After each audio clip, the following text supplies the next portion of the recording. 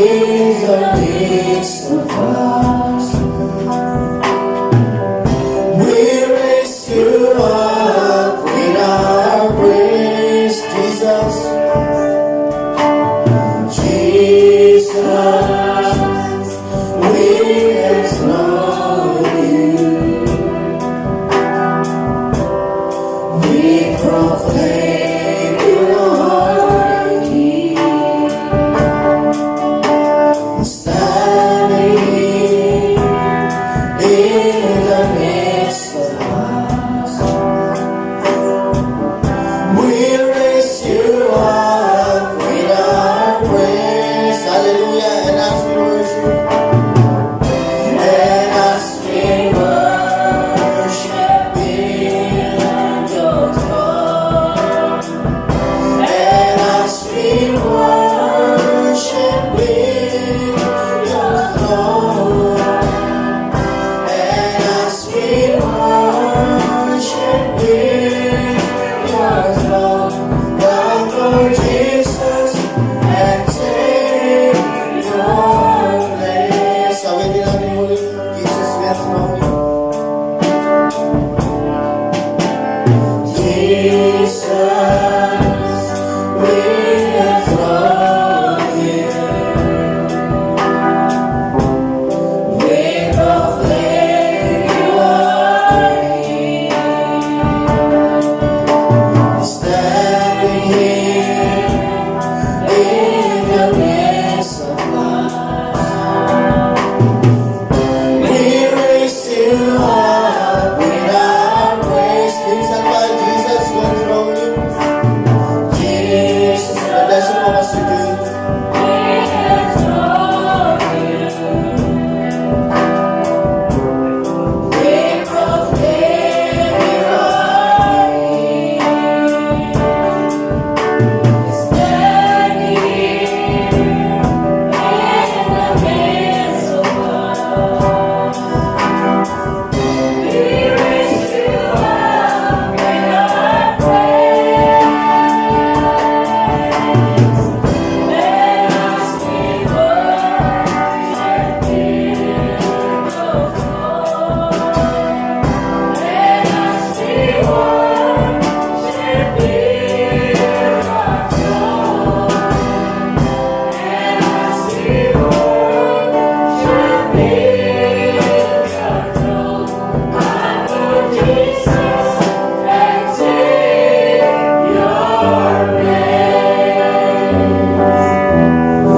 Come Lord Jesus and take your place.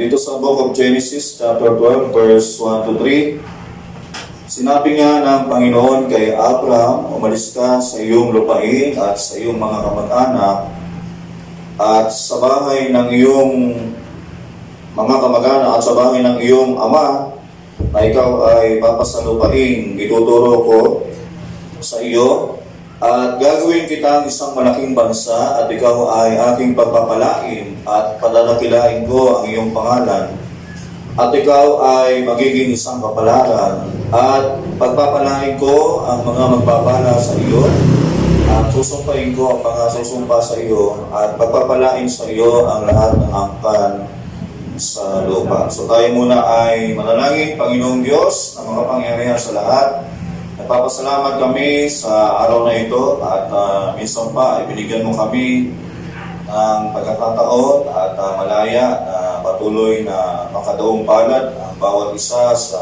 lugar na ito upang Panginoong Diyos kami ay magkatipon at magkasama sa isang layunin ang sambahin ka sa Espiritu at katotohanan at pasalamatan ka sa lahat ng mga kabutihan, hindi lamang sa mga kabutihan, maging sa mga hindi mabuti. Alam namin, Lord, may mga bagay sa likod ng mga bagay na ito at Panginoon, at lalong higit na may balik sa iyo ang mga pagpapala na patuloy na pinagkakatiwala mo sa aming kamay. At the same time, lalong pinakahigit sa lahat ay Panginoon, kami ay makinig ng iyong mga salita at patuloy na malaman kung ano ang iyong kalooban sa bawat isa sa amin. At sa umagang ito, binasa namin ang iyong salita at ang aming panalangin ay patuloy na ikaw ang aming dakilang mangangaral, ikaw ang aming dakilang guro, Panginoong Diyos, sa lugar na ito, ang iyong salita. At patuloy, Lord, ang aming panalangin at kung kami man ay nakagawa ng mga bagay na hindi naging kalugod-lugod sa iyong paningin sa bawat aming sinalita, aming inisip o aming kinilos, Lord, ay aming panalangin ay tulungan mo kami na ma-overcome ang bawat mga bagay na aming kahinaan upang Panginoong Diyos ay hindi mawalang kabuluhan ang dugo na tumulo sa Cross of Calvary 2,000 years ago. At aming panalangin, Panginoong Diyos, ang umagang ito at turuan mo ang bawat isa at ang aming panalangin, ikaw ang patuloy na maghahayag at magtuturo sa bawat isa ng iyong mga salita. Ikaw ang mangangaral, Panginoon, sa bawat isa at huwag mo pong hayaan na ang kanilang atensyon, ang kanilang mga mata ay maibaling sa nakatayo, Lord, sa pulpitong ito. Kundi, Panginoong Diyos, ang aming panalangin ay patuloy na itago mo ang iyong abang lingkod sa iyong mga salita, sa iyong presensya, na patuloy na ang iyong salita ang mangayag at makilala ng bawat isa at malantad sa aming harapan, Panginoong Diyos. Ikaw sa anyo ng mga salitang aming maririnig sa aming mga tenga. Huwag nawa maging isang karnal na pandinig ang aming makikinig sa iyong mga salita dahil sinasabi mo sa 7 kapanahonan ng Iglesia, sa bawat pagtatapos ng iyong misay, sinasabi mo ang may pakinig ay makinig sa sinasabi ng Espiritu.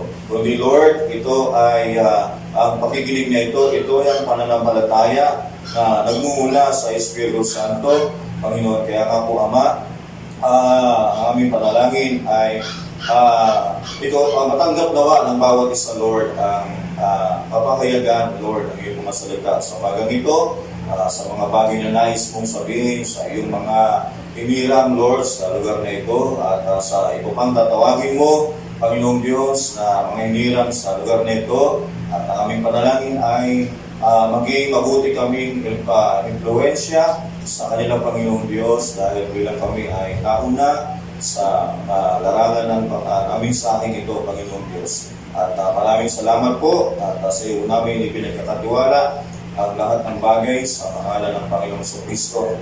Amen at Amen. So tayo po ay okay, so tinapos na natin yung topic natin about Israel, no? God's timepiece. At sa ating pagtatalakay sa loob ng 6 na pag-aaral ay nakita natin yung kahalagahan ng mensahe about sa Israel. At ayaw na natin magpakalawak pa, no, sa bagay na yon kasi habang the more na hinuhukay natin ang about sa Israel ay alam natin na hindi na natin yon panahon, no? Hindi na natin yung oras at habang dinalakay natin ang Daniel 7th week ay nakita natin yung biyaya ng Diyos na isiningit yung ating panahon, no? At kung hindi nabulag ang bayang Israel ay wala sana tayo ngayon, no? At napakasaklap yun para sa bawat isa sa atin na hindi tayo dinatnan ng biyaya.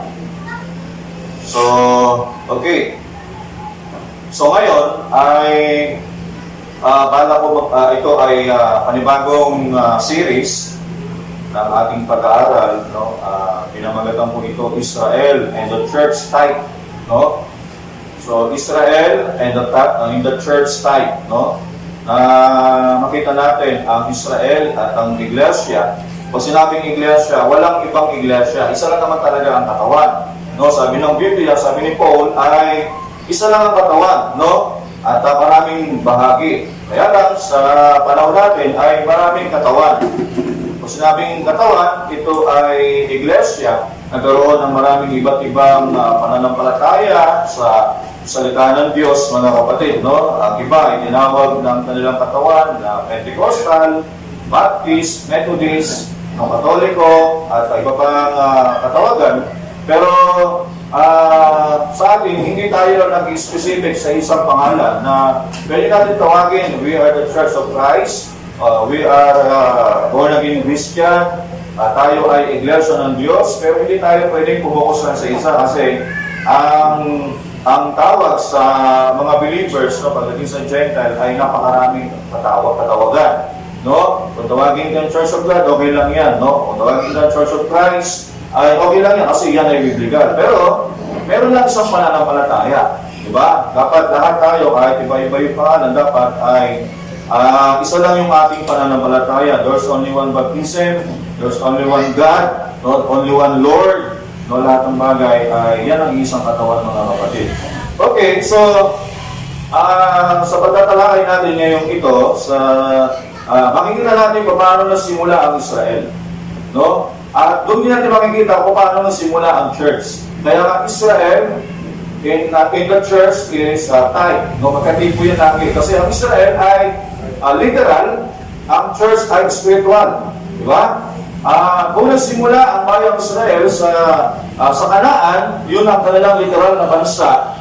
At ang Israel, yun ang tinawag na literal Jerusalem. Ang church naman ay hindi dito sa lupa nagsimula. No? Sa Revelation chapter 21 ay ang sabi, bababa ang bagong Jerusalem sa langit. Saan nagsimula ang spiritual Israel? Sa heaven. No, sa langit. Kaya nga, yun ang ating, kaya lang, sabi nga natin, gusto natin makita, para makita natin ang spiritual side, medyo mahaba pang pag-uusap ito, at tatalakay na naman tayo ng ating part, no, natin pag-uusap, at tulungan tayo ng Diyos, no, na makita natin yung mga bagay na ito, mga kapatid, no? At habang di pa sa dumarating, ay patuloy lang natin na namnamin yung salita ng mensahe na ating pinag-usapan. Sabi ko nga, yung Daniel 7-8, habang ito ay pinag-usapan natin, hindi na natin kailangan pang pag-usapan. Alam natin na mauna ang rapture bago dumating ang dakilang kapigatian. At alam natin na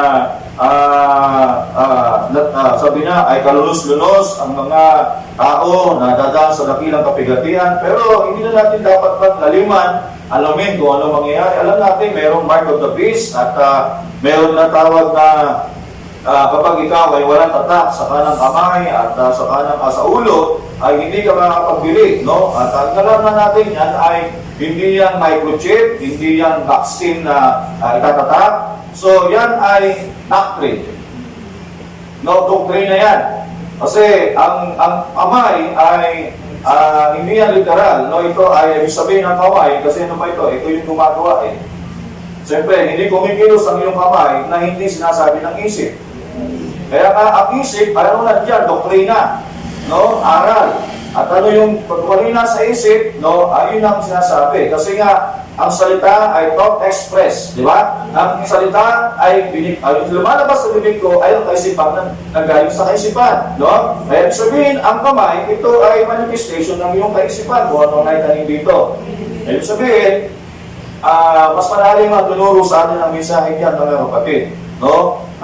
Kahit na lumitaw man, alam natin na matarating yan, pero hindi tayo dadaan niya sa dakilang kapigatian at tinuro yan ang mensahe at napakaraming mga reference sa Biblia na nagpapatunay na maraming mga tao na inagaw muna ng Panginoon at may mga taong dumanas ng dakilang kapigatian. So habang inukay natin itong dakilang kapigatian, hindi na natin itong time.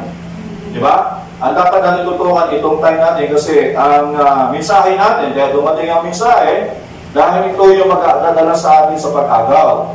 No? At doon natin tutukan, doon tayo magpakalalim sa mensahe ng ating panahon. No? Na ating, bagamat napag-uusapan yan, yung tribulation, yung tinatawag nating pagbabalik loob ng mga Hudyo sa mensahe ng Panginoong Kristo, masarap pag-usapan si Moses and Elijah, pero hindi na natin time yun.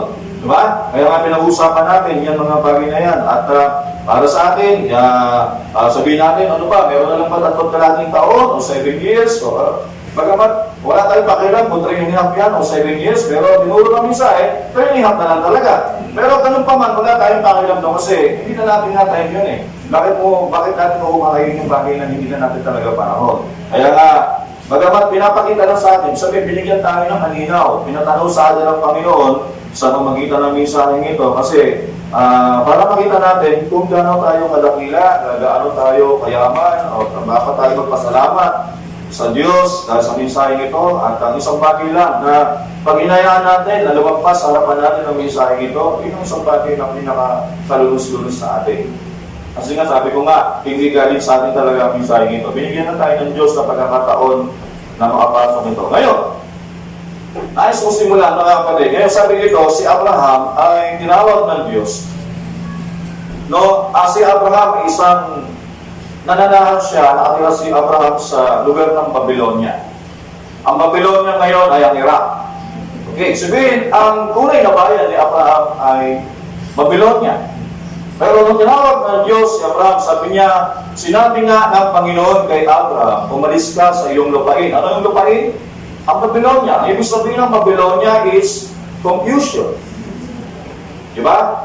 Babel. Ibig sabihin ng Babel ay confusion. Ang Babel, galing nga sa panahon ni anak ni Enoch, no? Si Cham, ay nagtayo ng santuario ni Babel, at ang Babel ay meaning na ito ay kalumihanan.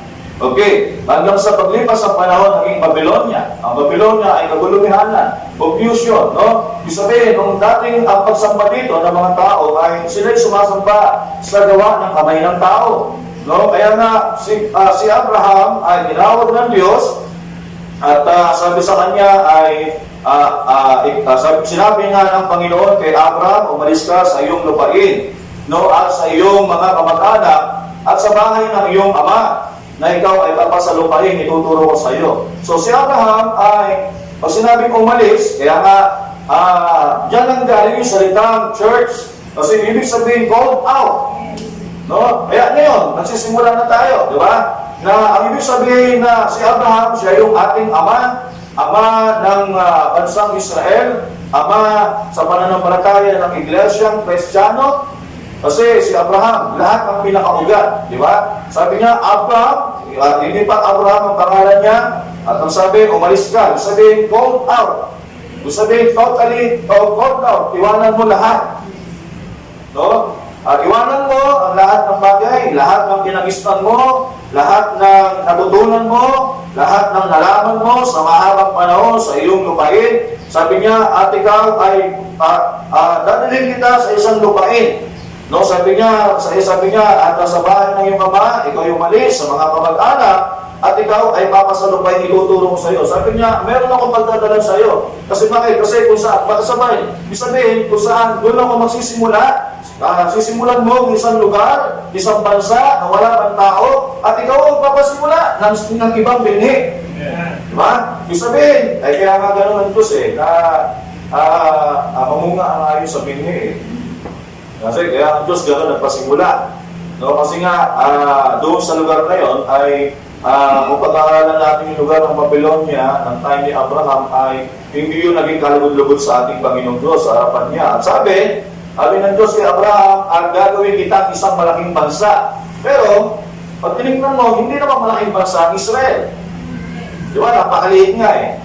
Kasi nga, dalawa ang tutukoy niya. Isang literal na bansa at isang bansang spiritual. At ang sabi nga ni Pedro sa unang Pedro, chapter 2, verse 9, sabi niya, we are spiritual Israel.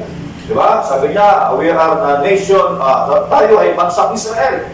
Pero hindi tinutukoy ni Pedro, bagaman si Pedro ay isang Israel, pero tinutukoy ni Pedro doon hindi literal na Israel, kundi spiritual Israelite. Diba? Kasi yun yung tinutukoy na malaking bansa. Sabihin, hindi siya tumutukoy sa isang bansang literal, kundi ang bansang ito ay, this is the heavenly nation, mga kapatid. No, sabi niya, at gagawin kita ng isang malaking bansa, at ikaw ay aming pagpapalain. Pag sinabi mga kapatid, no, itong covenant ng Diyos sa ating amang si Abraham, ay tinatawag na unconditional covenant. Pag sinabing unconditional covenant, no, isang kasunduan na binigay ng Diyos kay Abraham Sa pagitan lang ng Diyos, binigay ang pangako kay Abraham. Kasi meron talagang klaseng covenant na both sides may covenant. O, halimbawa, ibinigay sa time ni Adam, sabi ng Diyos, Adam, nilagay ng Diyos si Adam sa gitna ng halamanan. Sabi niya, sa lahat ng pulong kahoy na nakikita mo, Adam, ay makakain ka na may karayan. Pero maliban lang sa gitna ng halamanan. Ano yun? Sa oras no kumain ka, ay walang pagsalang mamamatay ka. Ano yun? May covenant yun, pero hindi siya unconditional. Mayroong conditional. Sabi, may conditional. Pero oras na kinain mo, kaya sabi, sa oras na gawin mo, walang pagsalang, ikaw ay mamamatay. Ibig sabihin, ay mayroon yung conditional. Ibig sabihin, pag ikaw ay nagkamali, kapag nilabag mo, wala na yung blessing. Diba? Pero kay Abraham, sabi niya, pagpapalain kita. Pero sabihin, hindi nangako doon, walang gagawin si Abraham, kundi ang Diyos lang ang nangako. Kaya tawag niya, this is unconditional covenant ng Diyos kay Abraham. At sabi niya, gagawin kitang isang malaking bansa, at ikaw ay aking pagpapalain, at palalakilahin ko ang iyong pangalan.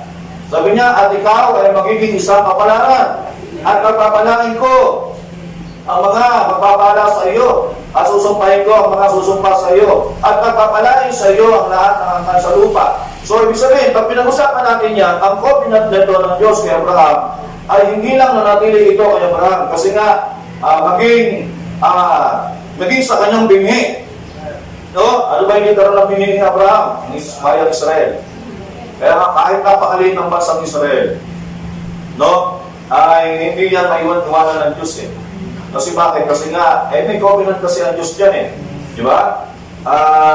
Tapos dito, ganun din sa church na sabihin, kaya nga, ninasabi natin, ang bayang Israel ay ang orasan ng Diyos, no? Sabihin, dapat nakita natin na ang Israel, kung ano ang Israel, nakita rin natin yung tipo sa atin bilang tayo, iglesia ng Diyos, na inubos na tayo mga kapatid, no? Sabi niya, ay papapalain mo siya. Ngayon, sabi dito sa message na Israel and the church, no? Sabi dito sa paragraph 17, sabi niya, now, the book of Genesis is the 6th chapter of the Bible. That is the beginning.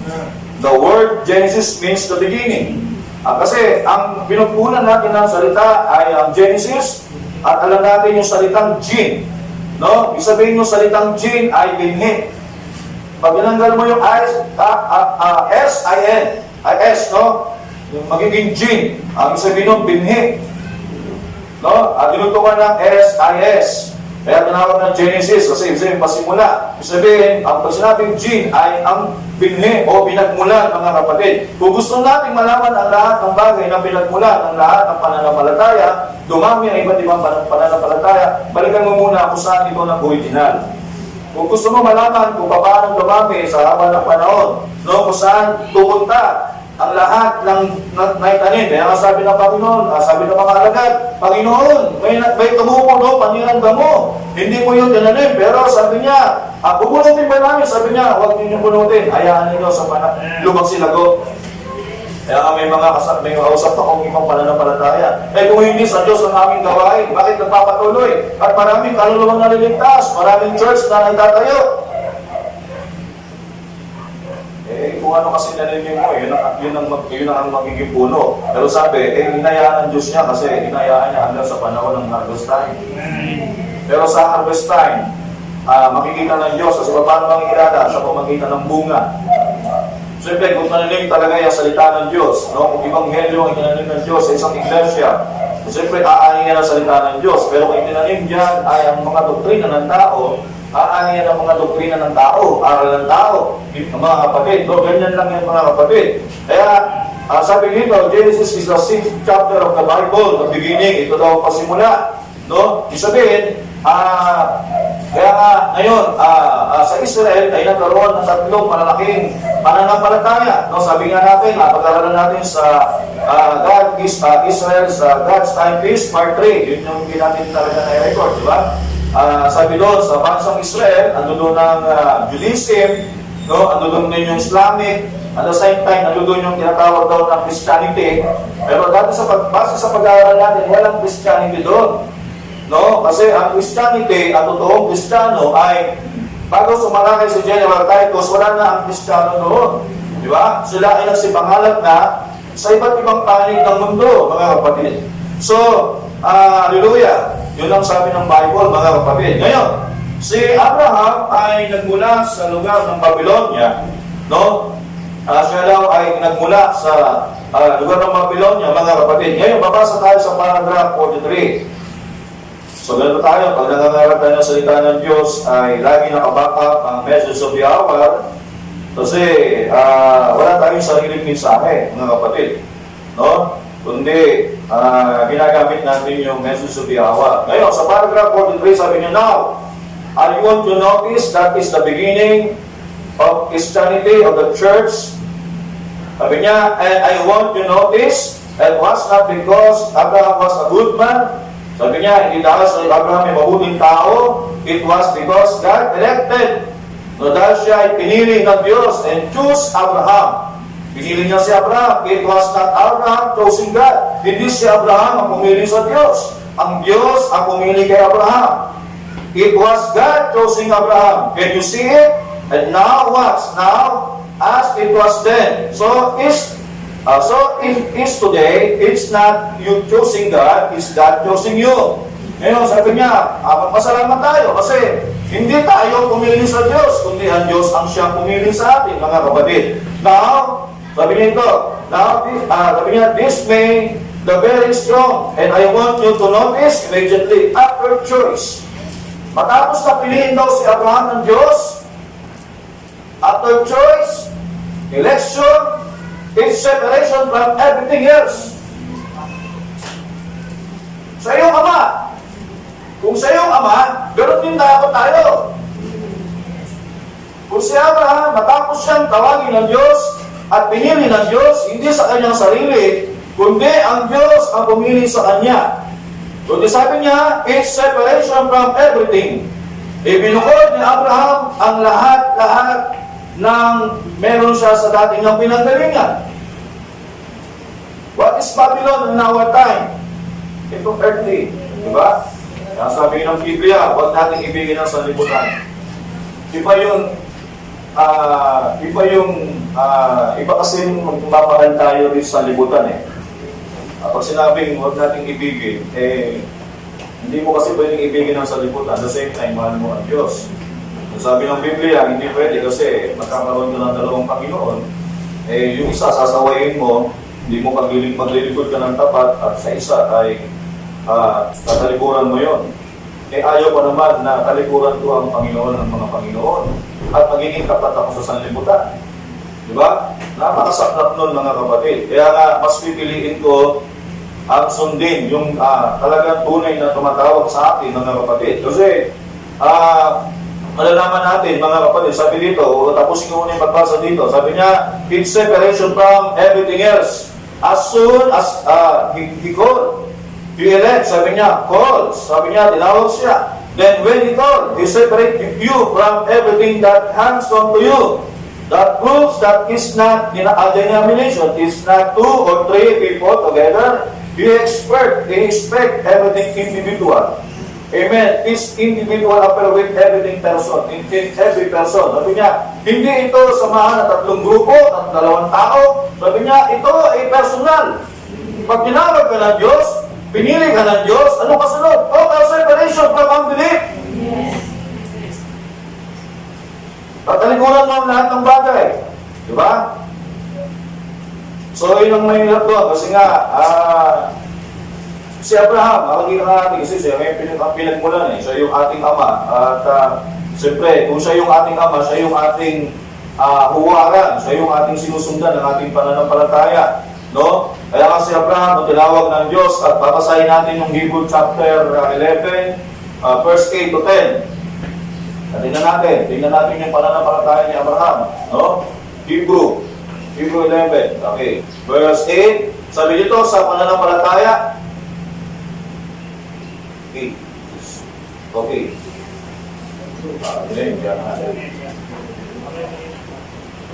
Hebrew chapter 11 verse 8. Sabi dito, sa pananampalataya si Abraham na tawagin ay tumalima upang pumaroon sa isang dakong kanyang tatanggaping mana.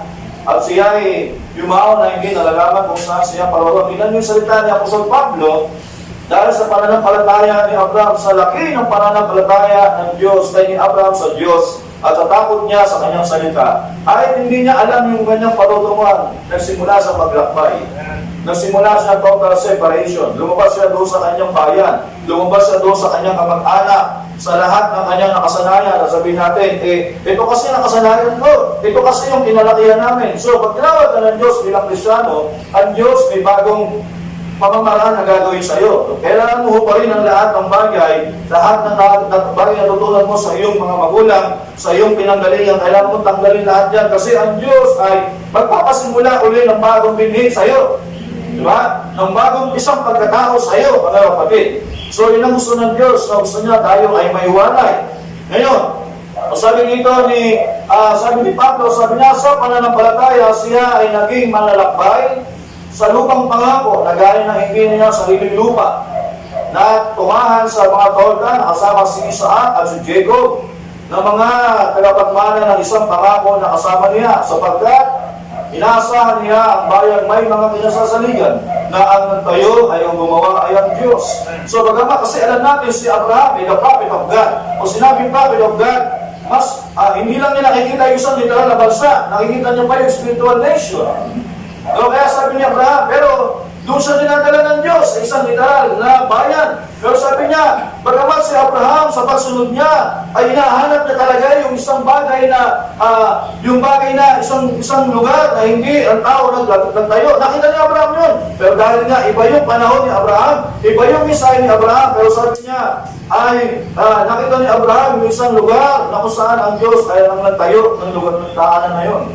Sabi niya, mas inaasam ko yun na sana doon ako pupunta, pero dahil nga iba yung mensahe sa kanyang panahon, sabi niya si Abraham ay naging tapat doon sa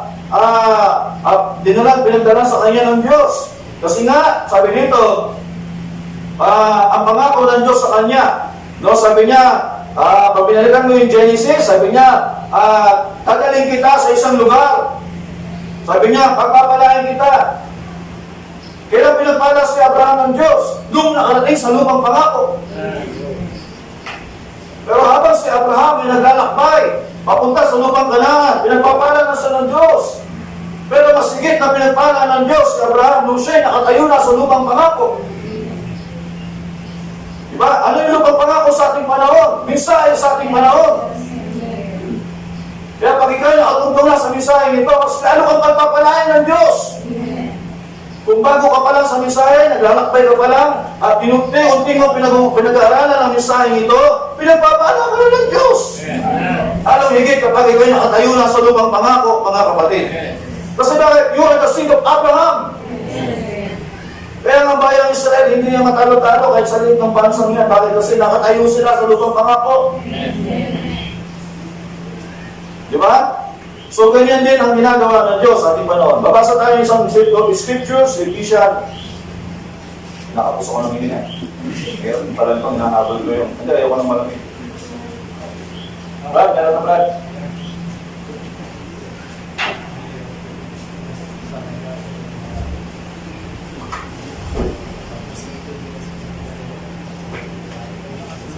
Ephesians chapter 1. Inglesin natin sis. Kasi medyo mas maganda yung term ng word English. Ephesians 1, chapter 1, verse 1 to 3. Sabi niya, Paul, an apostle of Jesus Christ, not by the will of God. Sinabi ni Pablo na ako ay si Apostol Pablo, apostol ako ni Yesu Cristo.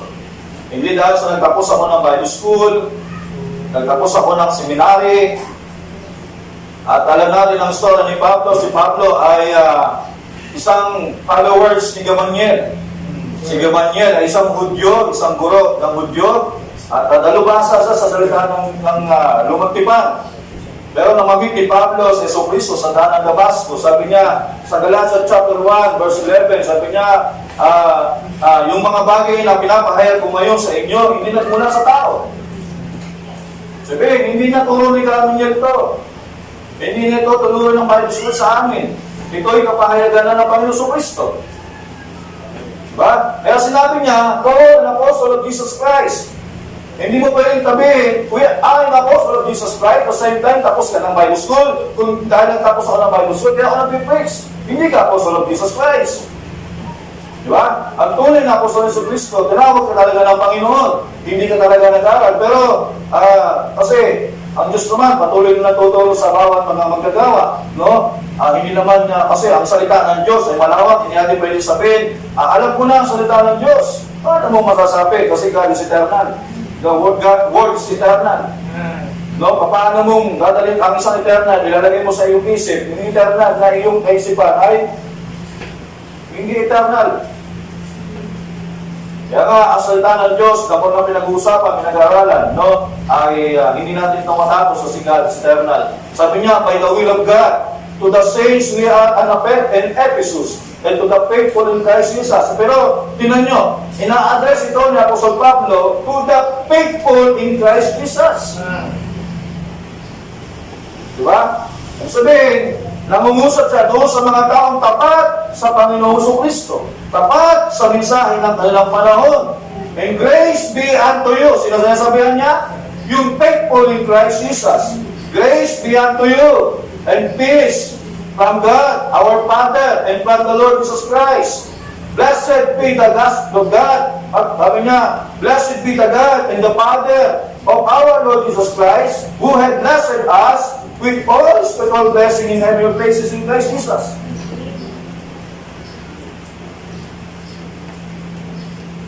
Ano? Ano sabi? Sabi niya, blessed, mapalad. No? Pinagpala tayo. Sabi niya, be the God ng Ama, ng ating Ama at Diyos at Ama ng ating Panginoong Kristo. Na siya nagpala sa atin. No? Sa lahat ng mga heavens from blessing in heaven in Christ Jesus. Kung sabihin, ang spiritual na Israel, ang church, no, ay sabi niya, ang sino mang magpapala sa iyo, papapalain ko. Hindi yun tumutukoy sa literal blessing. Pag sinabi, sabi niya, pagpapalain kita. We're talking about the spiritual Israel. Ano yung pagpapala? In heavenly Christ Jesus, spiritual blessing.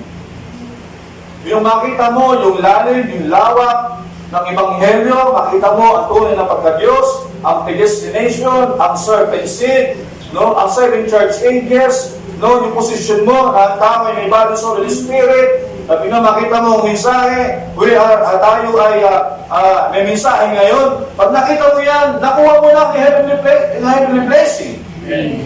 Sabi niya, pagkatanggap mo lang yung heavenly blessing, pagpapalain kita, ang sino mang magpapala sa'yo, pagpapalain ko. Ang sino mang susumpa sa'yo, susumpahin ko. Kasi bakit? Sabi niya, seek ye first, sabi niya Matthew, yung Panginoon Sumiso. Matthew chapter 6, 33. Seek ye first the kingdom of God. Unahin mong hanapin ang karya ng Diyos. Kasi bakit? Kasi pag nahanap mo ang tunay na karya ng Diyos, sabi niya, at ang lahat ng bagay dadagdag. Diba? Kaya nga ang tao, kaya nga sinasabi natin, bilang isang Kristiyano, no, hindi natin kailangan magsikap na naghahanap buhay, magtrabaho para pagpalain kayo ng Diyos. Hanapin nyo lang muna ang karya ng Diyos at ang lahat ng bagay dadagdag lang yan. Pero ang tao, hinahanap muna yung idadagdag bago hanapin ang karya. Baliktad. Pero ang sekreto ng pagpapala, kung gusto nyo pagpalain kayo ng Diyos, seek ye first the kingdom of God. Alamin niyo muna ang kalooban ng Diyos. Kasi ang pagpapala ng Diyos, ang ulan, sindami ng ulan. Pero kumparado, ang alulot. Diba? Andiyan ang blessing ni Lord, pero ano yung umaharang? So, kailangan mo unahin yung kaharian. Kasi nga, pag nawala yung, pag nalaman mo yung tunay na daluyan, no, yung tamang pananampalataya, at doon mo makikita, kasi pag nalaman mo ang tamang posisyon, no, kakalimutan mo na dapat yung dati mong pagkatao. Iiwanan mo na yung dating kinagisnan mo, kung ano man yung nakalakihan mo sa iba't ibang simbahan, sa iba't ibang denominasyon. Hindi ganyan natututunan namin sa iba't ibang denominasyon. Lumipat ka ng ibang pananampalataya, pero punong-puno ka pa rin ng dating pinagalingan. Ayaw mo pa rin ialis, no? Ngayon, ang gusto ng Diyos, totally Sabi niya, pag pinili ka ng Diyos, kailangan pinili ng Diyos before the foundation of the world. Ngayon, pag inalis ka ng Diyos, you are election, ipinili ka, anong kasunod? Total separation. Tatandaan natin, hindi pwedeng masira ang salita ng Diyos. No? Pag natapos ka mahiwalay, ano sabi dito? Immediately, sabi ganyan sa mensahe, immediately, you are separation from everything else. Mabubukot, mahihiwalay tayo. Siyempre, meron tayong naging kaugalian bilang dalaga. Kung hindi pa tayo nag-asawa, meron tayong ugali. Diba? Kung tayo hindi pa nag-asawa, mga kalalakihan, meron din tayong ugali. Kaya nung nag-asawa tayo, kaya ngayon dalawang mag-asawa na nagsama, na merong magdalawang ugali, nagsama, siyempre, hindi talaga magkakasundo yan. Bakit? May parehas na magkakaibang ugali yan. Pero nga tayo, nung tayo nakakilala na sa Panginoon, na naging believer yung lalaki, naging believer yung babae, so meron na lang silang espiritu. So kailangan mo, ang dinuturo ng mensahe, ang ulo ng lalaki. Kasi binabago ng Diyos yung iyong nangisnan. Ito naman ang kalagayan ng babae. No? Kung makikita lang natin yung ating posisyon bilang asawang babae, asawang lalaki, sa mensahe ng kapanahunan, walang pagkatalo. Pero bakit nagkaroon ng pagkatalo? Kasi nga, mas nangingibabaw pa rin sa atin yung, hindi pwede sa akin yung, ito kasi ugali ko. Pag ako'y, hindi ako, ayaw ko ng biyan, sasabihin ako ng kamalian. Pag ako sinabihan ko, tumataas na lang ego ko. Kaya minsan, maraming magsasama, kahit na nasa mensahe na, mahaba matagal na naglilingkod, hindi pa rin maayos sa pamilya. Kasi nga, bakit? Kasi nga, hindi pa rin nila sinusuka. Dapat totally separation. Separate na. Diba? I-separate nyo na yung dati ninyo kasi at kunin nyo na, dinadala kayo ng Diyos sa lupang pangako ng kanyang salita. Kasi gusto ng Diyos magpasimula ng bagong tao sa inyo. Ng bagong tao sa atin. No? Ayaw ng Diyos, kaya nga sabi, iwalin natin yung dati nating, ibukod natin tayo ang ating sarili, mga kapatid. Ngayon, sa paragraph 44, no, sabi dito, yung pala, binasa ko na pala kanina. Okay. So, sabi dito, sa paragraph 44, sabi niya, now, this may be very strong, sabi niya, no? And I want you to notice immediately after choice, no? Sabi niya, matapos na pinili si Abraham, tapos hinirang, his separation from everything else. As soon as he called, sabi niya, he elect. Sabi niya, calls, then when he calls, sabi niya, pagkatapos ng tawag siya, he separate you from everything that hangs on to you. That's proof that this is not a denomination. Sabi niya, it is not 2 or 3 people together. Hindi yan parang dalawang tao na sama o dalawang tao. Sabi niya, you expect every individual. Amen. Is an individual affair with everything person. No? Na dapat kayo tawayo sa sarili niyong paa, mga kapatid. Tingnan natin yung paragraph 49 hanggang 50. Sabi niya, now, before you can become a Christian. Sabi niya, now, bago ka daw maging isang Kristiyano, God's call you. Not you calling God. God called you. Now, He called Abraham. And He's the father of all of us all. The faith. Notice now, He said, Abraham. Now, it's election. I want to get on that election strong because it's the truth. Now, you did not become a Christian just coincidence. Hindi ka naging Kristiyano ng isang aksidente lang o nagkataon. So, ibig sabihin, lahat ng bagay ay plano. Amen. Hindi yan putok. Para ang tawag dito, kabuti na bigla ka na lang sumulpot. Hindi ganun. Sabi niya, hindi yan coincidence. Hindi yan nagkataon lang. Nandito ka, isang Kristiyano, sabi niya, hindi yan isang coincidence lang because you become a Christian before you was in this world. Sabi niya, Kristiyano ka na. Bago ka pa makakating sa mundong ito, before you were born, bago ka pa pinanganak, God ordained you to be a Christian. From the Garden of Eden, from before the foundation of the world. Oh, you see? Sabi niya, is that right, brother? That's the truth. God's before there was ever, you know, anything. Sabi niya, hindi yan aksidente. Wala ka pa, pero pinili ka na ng Diyos. Nandito ka ngayon, mga kapatid. Pero lagi natin tatandaan, pag tinawag ka ng Diyos, sabihin, may kapanahunan kang nilalagay ng Diyos. Sabihin, ang isang binhi, tumutubo lang yan ayon sa tamang panahon, tamang lugar, tamang sikat ng araw, literal. Kasi kahit may binhi ako, halimbawa, ito yung lalagyan. Rapon, may binhi dito. Sa isang, itinabi ko sa isang lalagyan, tutubo, hindi, binhi yan, di ba? Kasi bakit? Hindi nasisikatan ng araw. Wala sa lupa. Wala sa tamang lugar. Oh, pero pag ikaw ay nailagay, ginawa ka ng Diyos at nilagay ka sa panahon nitong na end time. O ikaw, binhin dito. Ngayon, nagpadala ng sikat ng araw. Ano ang sikat ng araw? May susuliawan. Ano ang lupa? Merong apat na klase ng lupa. Diba? Ano yun? Yung matabang lupa. Yung tama. Kasi merong iba, nahulog lang sa daan, nahulog sa dawagan, nahulog sa batuan. Pero may mga tao na nahulog sa matabang lupa. O sa, yung binhi, nahulog sa tamang lupa, sa tamang sikat ng araw, gusto din tamang panahon. Sabi ng Diyos, magkaroon ng puno ayon sa kanyang bunga, ayon sa kanyang binhi.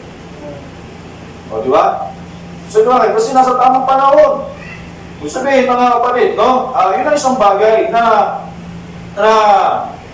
pag nilagay ka ng Diyos, kasi ang Diyos ang naglalagay sa bawat panahon, binigay tayo ng Diyos sa panahon ito. Binigay si Pablo sa ibang panahon. Pero iba yung sikat ng araw sa kanyang panahon. Ibang sikat ng araw sa panahon ng Dark Ages.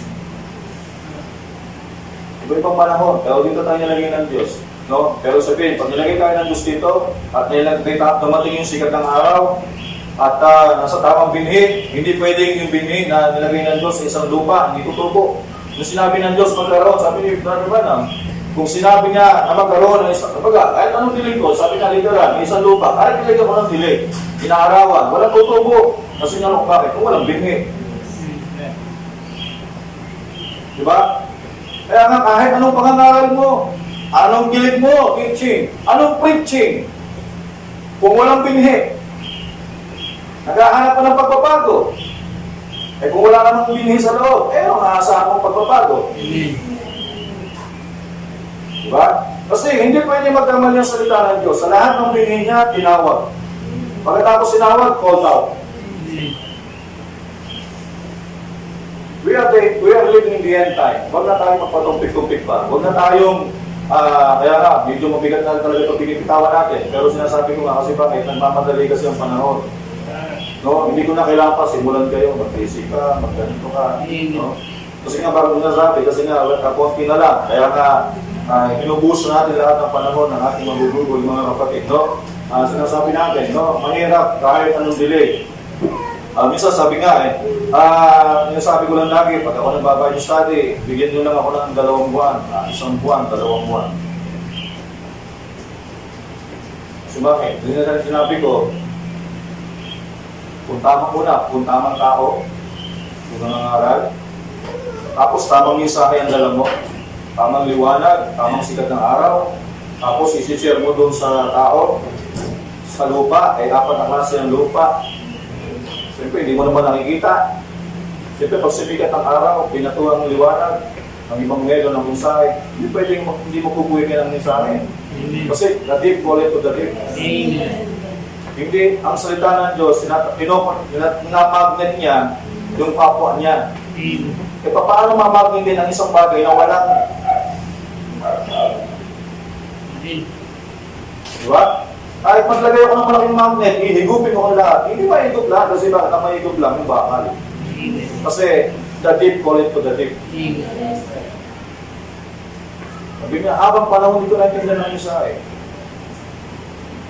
Tagalog na nga Hindi dahil sa English, o binabasa kasi ni Mother Alfred English, hindi yun. Sinisikapan na nga ipaliwanag ng mabuti sa abot ng mga kaya. Kahit na, nakikita nyo, kahit Tagalog o English niya, pero Bisaya pa din. Diba? Pero bakit kasi, nakikita mo naman na talaga nagsisikap.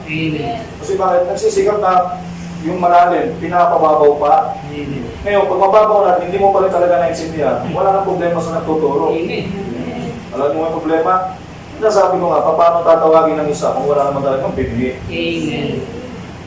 Kasi, okay, so para tuloy-tuloy tayo, kasi meron tayong dinadrive eh. Okay, Genesis chapter 4, verse 5, 4 pa rin, Genesis 12, verse 4.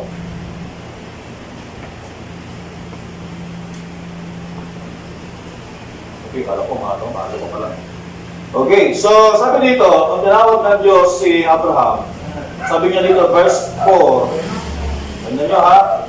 Ano sabi sa kanya? Abraham, umalis ka sa iyong mga kamag-anak at iwanan mo silang lahat. Ang utos sa kanya, iwan mong lahat. Pero ano nangyari? Kaya, lumaon si Abraham ayon sa sinalita sa kanya ng Panginoon. Sumunod naman si Abraham. At si Lot ay sumama sa kanya. Hindi ko alam kung hindi alam ni Abraham, bumubuntot na sa kanya to habang naglalakbay siya at paligid si Lot na tumatakbo. No, sabi, at si Abraham ay may 75 taon nang umalis sa Haran. Sinama ni Abraham si Sarai na kanyang asawa at si Lot na anak ng kanyang kapatid at ang lahat ng mga pag-aari ng kanilang natipon at ang mga taong kanilang nakuha sa Haran ay nagsialis upang pasalupain ng Kanaan at dumating sa lupain ng Kanaan. Okay. So sabi ng Diyos, tingnan nyo, tandaan nyo, sinabi ng Diyos, Abraham, iwanan mo ang lahat ng iyong kamag-anak. Tatay, nanay, kapatid, pinsan, pamangkin, apo, lahat, iwanan mo. Pero sumunod si Lot. Ngayon, in Genesis chapter 13, verse 12, next chapter ng Bible, verse 12. Sabi dito, tumahan si Abraham sa lupain ng Kanaan. Andun na sila sa lupang pangako. At si Lot ay tumahan sa mga bayan ng kapatagan at nilipat ang kanyang tolda hanggang sa Sodoma. Ang mga tao nga sa Sodoma, Genesis 5 pala muna tayo. Dumulo na pala yan. Ako na tayo sa dulo. Okay, sorry. Doon pa rin, 13 verse 5.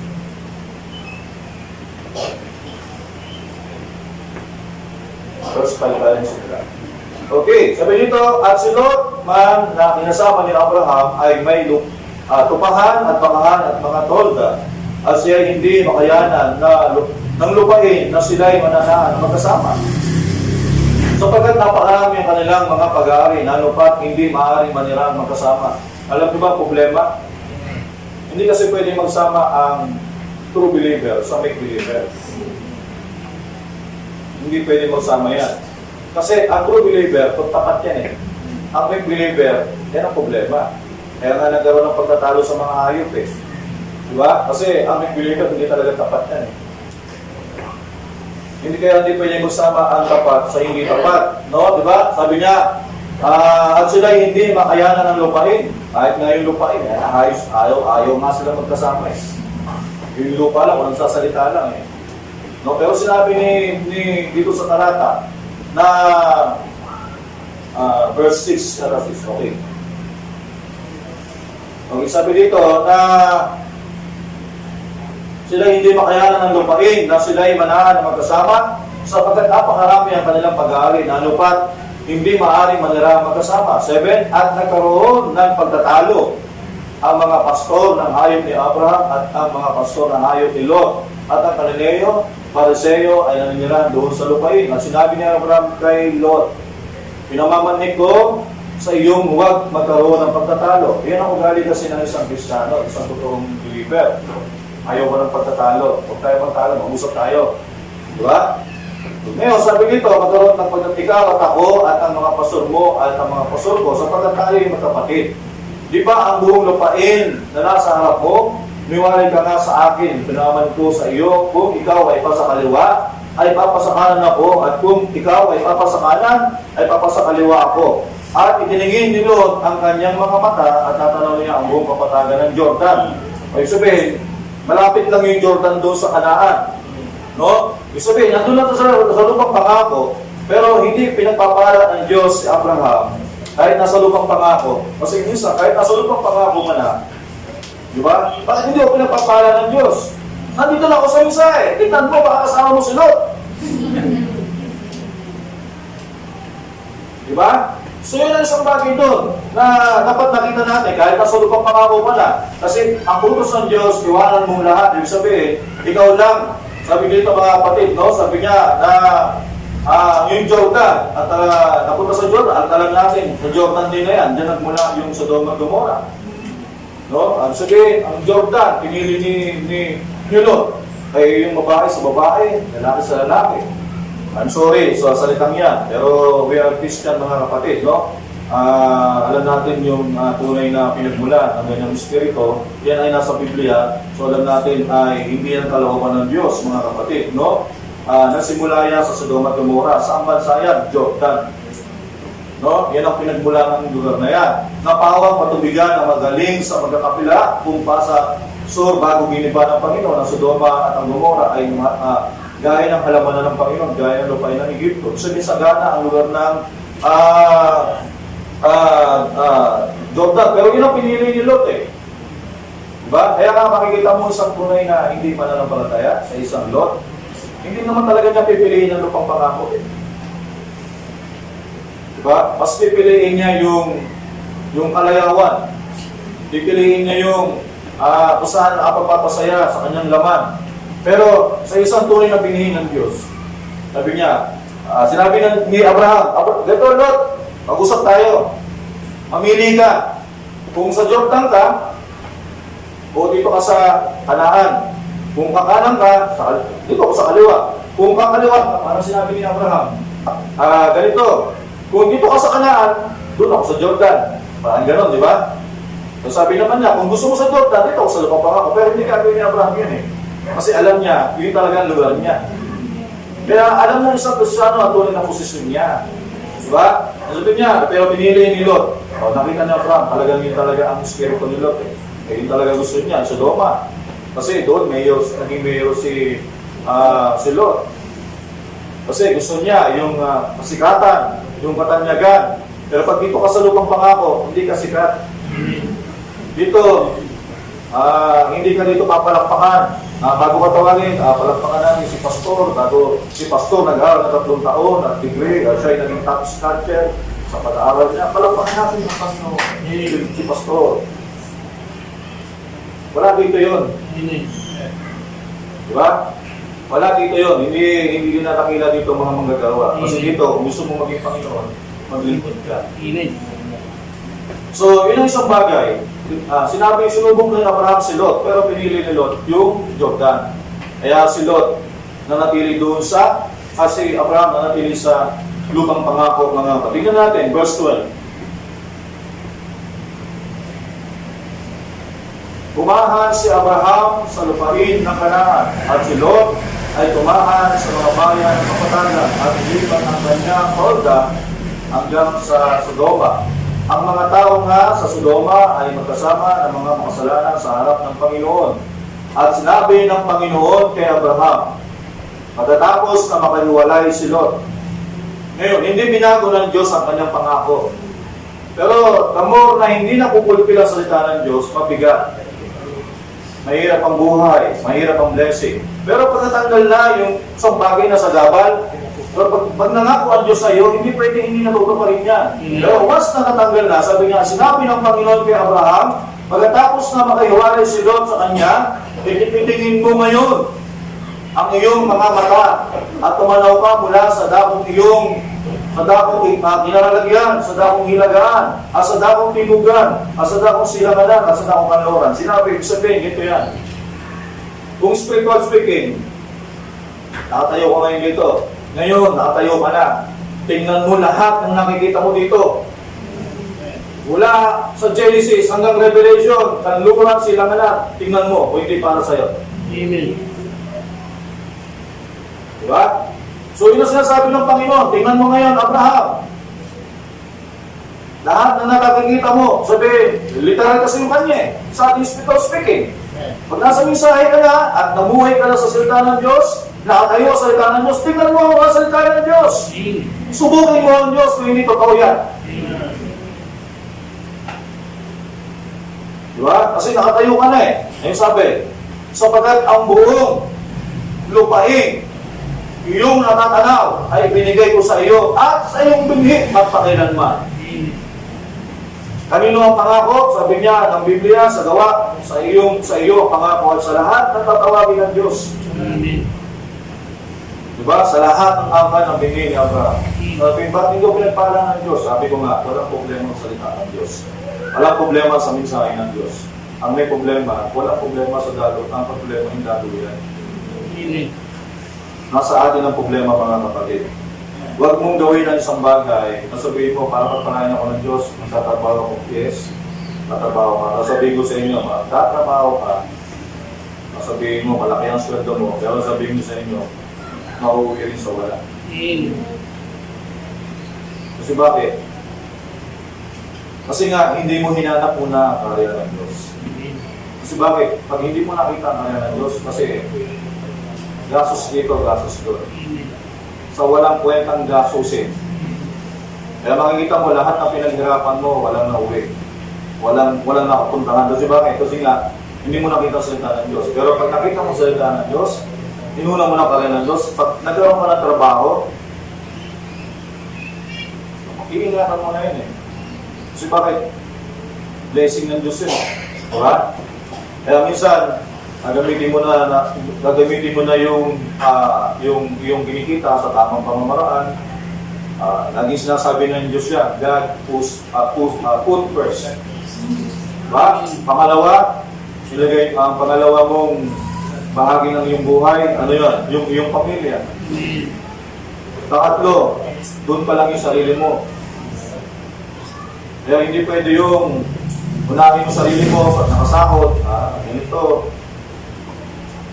Bili ako ng bagong sapatos, nagkakalaga ng 5,000. Eh, di pa naman dapat bumili ng sapatos. Gamitin ko muna yung pang-budget sa pagkain. Kaya nagsuffer yung pamilya.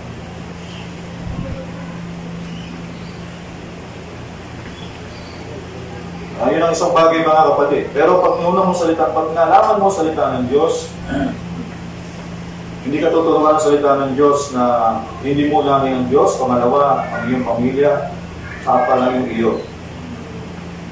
Kaya, kahit nasa mensahe tayo, kung wala naman tayo sa proper, sa tamang posisyon, wala din. Sabihin natin, tagal na namin sa mensahe, pero pastor, hindi pa namin yun para, ano ba ang problema? Pag-usapan natin. Diba? Yun ang isang bagay, mga kapatid. Pero si Abraham ay nanatili lamang sa salita. Sabihin, sabi niya, Lord, pumili ka. Sa kanan ka, sa kaliwa ko. Kung kakaliwa, dito, kung kanan pinili mo, kaliwa. Pero pinili talaga ni Abraham, kalaan. Kasi alam niya, yun talaga ang lugar niya. Ngayon, kung papipiliin kayo, ano pipiliin niyo? Dapat piliin niyo yung lugar niyo. Diba? Walang masama mag-abroad, walang masama mag-ibang bansa, o pumunta man sa ibang bansa.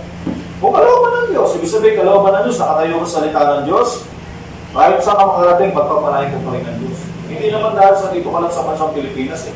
Kahit saan, basta nakatayo ka sa salita ng Diyos, siguradong pagpapalain ka na. Diba? So yan isang bagay, kasi nga, naayos ng Diyos yung lahat ng ating sa buhay natin, mga kapatid. Ngayon,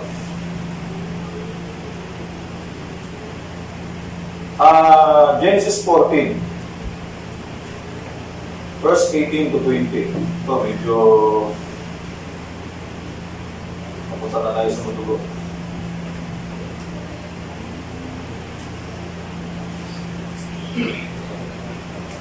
Okay, tingnan natin.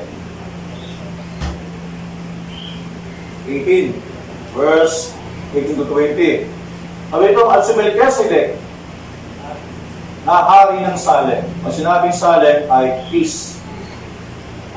Sa panahon ni Abraham, Salem. Ngayon sa panahon natin yan, sa time ni Jesus Christ, ang tawag niyan ay Jerusalem. No? Jerusalem. Ngayon, at si Melchizedek, na hari ng Salem, ay naglabas ng tinapay at alak. Sabihin, sino naglabas? Si Melchizedek. Who's Melchizedek? High priest. No? Naglabas siya ng tinapay. Ano yan? Communion. Karoon ng communion si Melchizedek at si Abraham. At siya ay saserdote ng kataas-taasang Diyos. So alam natin, pinag-usapan natin si Melchizedek. Alam natin si Jesus Christ yan in the form of Melchizedek. No? Kaya si Jesus Christ, hindi lang sa New Testament yan dumating. Alam natin sa kanyang physical form, physical na anyo, ay lumabas lang yan dito sa New Testament. Pero by theophany, sa kanyang maka-theophanic body, nagsimula na si Jesus Christ doon pa lang sa time ni Abraham as a Melchizedek. Sabi verse 19, at pinaspasan niya siya na sinabi, sino nagpaspas sa kanya?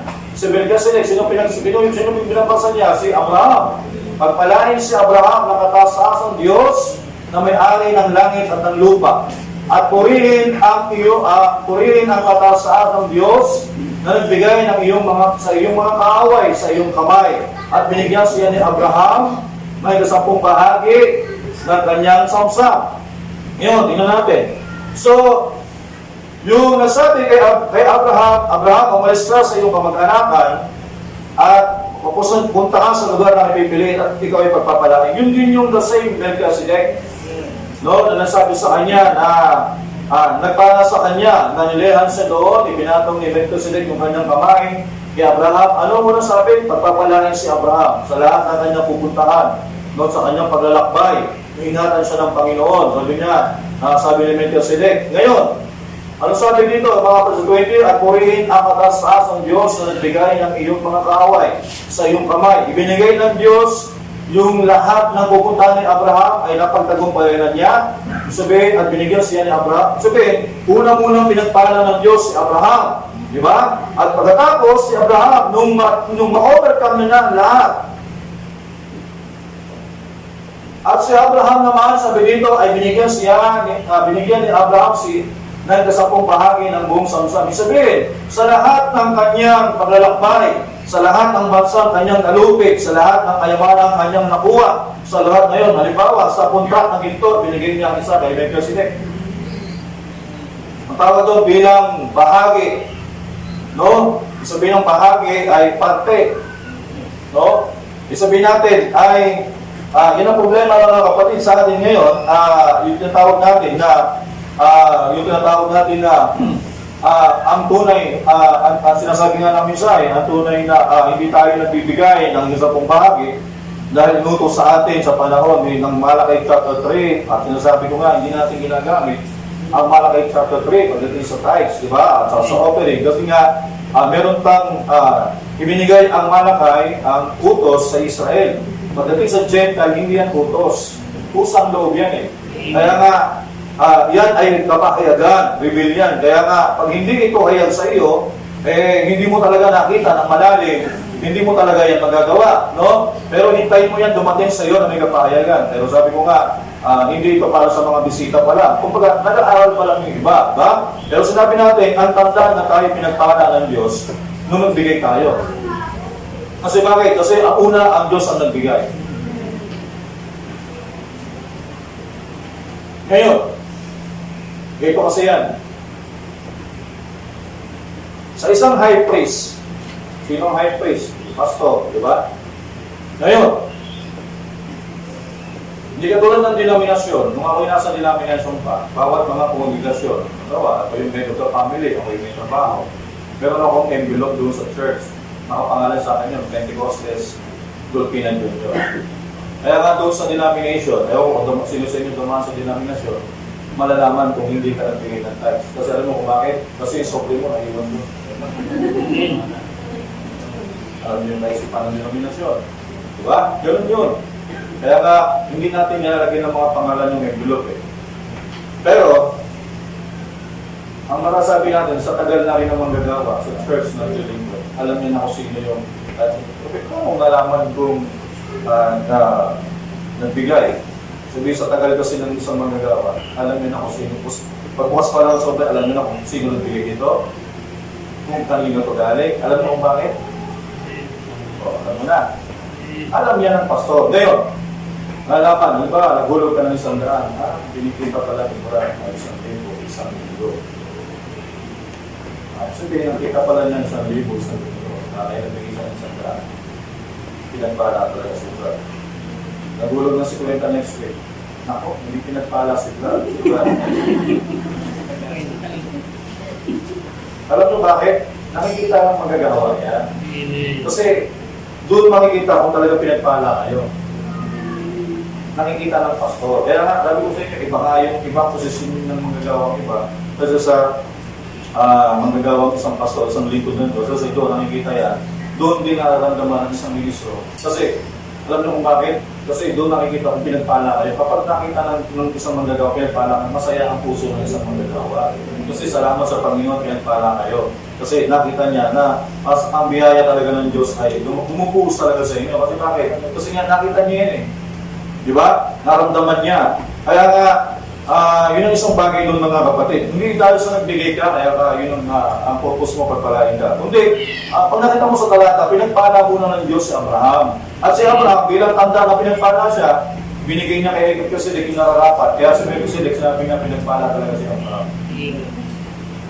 No? Yun ang isang bagay doon mga kapatid. Pero sabi natin, hindi ito isang utos. Kapag ito ay, alam natin, ang mga bagay nito isang kapangyarihan. Kasi kung dapat tayo pinili ni Abraham, no, hindi ito isang utos, ito isang kapangyarihan. Sabihin si Abraham na, umalis total separation from God, umalis sa total separation from unbelief. No? Sinabi natin susunod, hindi yan, siguro may kasama akong malas eh. May kasama akong loob, hindi gano'n, hindi yun. Ibig sabihin, individual, kung meron kang pagdududa sa salita ng Diyos, kahit nasa salita ka na ng Diyos, nasakisahin ka na, kung may pagdududa ka, wala pa rin pagpapala. Kailangan mo tanggalin yung totally unbelief mo, at tanggalin mo yung pagdududa mo, tanggalin mo yung mga sarili mong, siguro sabi mo, siguro, ganito yung gagawin ko, siguro, pagpapalain ako ng Lord, pagka naganap ako ng trabaho, naganap ako ng ganito, tutulong ako sa ganito, ako naman ang kikilos. Hindi. Di ba?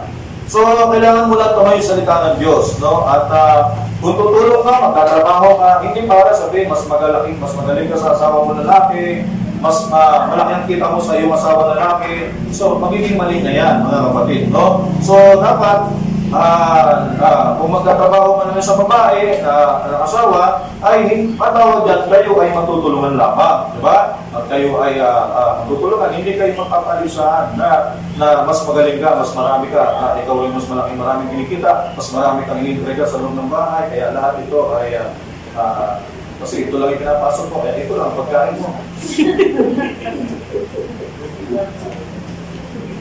Diba? Kaya nga, sabi nga nila ang asawa, lalo nang sumisay doon ng 15 ang katapusan. Kaya, pagkalo ng asawa mo ba yung 15 ang katapusan? Talagang ngitin niya Kasi bakit? Alam nila, pag uwi mamaya ng hapon, ng asawa ko ay kung kami na talagang kami na bukas palad. Diba? Pero pagkatapos na ng mga 10 araw,